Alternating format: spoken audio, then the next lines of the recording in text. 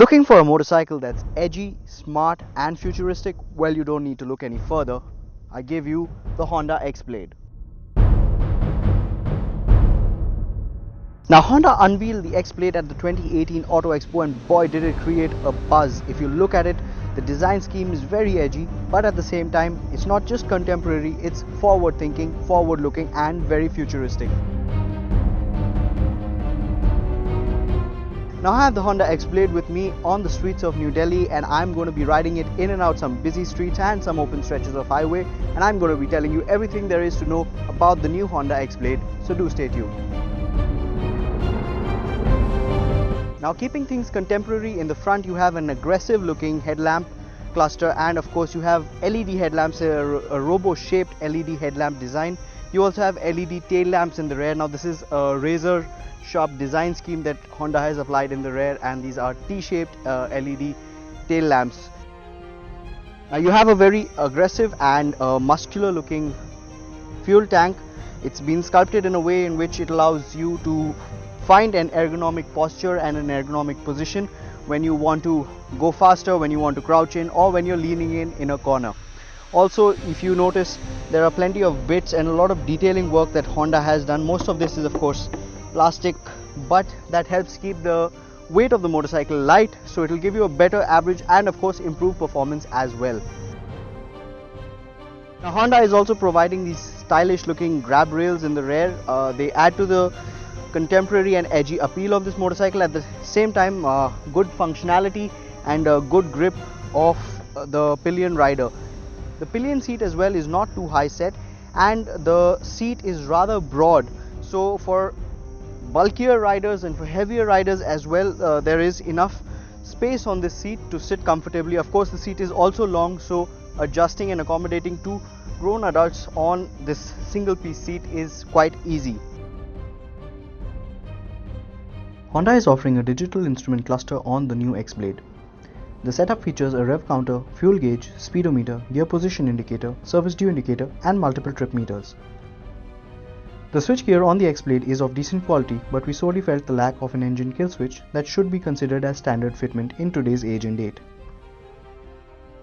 Now Honda has catered to a very ergonomic riding position on the XBlade. The foot pegs are slightly high set and the rider can easily lean in. The handlebar, the seat height and the foot pegs are of course in sync to give the rider a forward biased posture, and this in turn will enable you with more control of the motorcycle, especially when you're riding at higher speeds, when you want to go a little faster, when you're going into a corner as well. You get a lot more control over the motorcycle. Now powering the XBlade is a 160cc single cylinder petrol SI engine. This is an air cooled engine. It has been mated to a 5-speed manual transmission of course, and what I can tell you is that gear shifts are quite crisp on this. In fact, you won't find false neutral easily. Peak power produced by this engine is about 13.93 bhp, which comes in at 8500 rpm, and it also produces 13.9 newton meters of torque, which comes in at around 6000 rpm.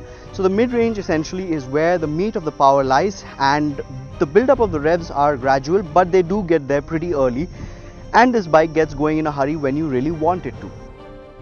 The motor powering the Honda XBlade is the same as the units found on the Unicorn 160 and the CB Hornet, but is in a different state of tune.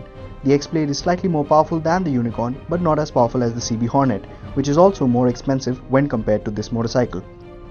The bike's power figures when compared to its light curb weight of 140 kgs ensures it accelerates well and is agile. The XBlade is ideal for city riding and can comfortably cruise between 80 to 100 kmph. The engine revs cleanly up the band and comes into its own near the mid-range. On highways or open stretches, the engine feels strained beyond 110 kmph, but that would also boil down to the load that the bike is carrying. Even if you are at a higher gear, the engine is able to bear the load and you can easily pick up pace from that gear. It's not always necessary that you need to downshift. Now, something that you need to be careful about is the riding posture. It's a forward biased riding posture, so in case you're a little out of shape, touring on this motorcycle may be a little painful for you at the end of the day. Riding in the city, it's quite comfortable, but on highways, I wouldn't ride this for more than 150 to 200 kilometers at a stretch. Now, this motorcycle rides on 80 by 100 R17 tires in the front and 130 by 70 R17 tires in the rear. The front also gets a disc brake, 276 disc with 2-pot caliper, and of course there's a drum brake in the rear, which is a bit of a letdown and could have been a disc brake. Now, talking about braking on this motorcycle, well, let me tell you that the braking was a bit of a disappointment for me, and I felt that the bike lacked bite, especially when in panic braking situations. I felt that a little more bite and a little more stopping power would have gone a long way. That being said, the braking is progressive, but Honda can definitely improve in that area. Honda has built the XBlade on a diamond type frame with a telescopic fork suspension in the front and a monoshock in the rear. The suspension is mildly stiff, gives adequate comfort for city riding, but is not too comfortable over bad and broken roads. Truth be told, there are very few motorcycles that would actually be comfortable in such conditions. Well, to sum it up, the Honda XBlade is a unique product in this market, and it comes with an aggressive design scheme. It's very futuristic.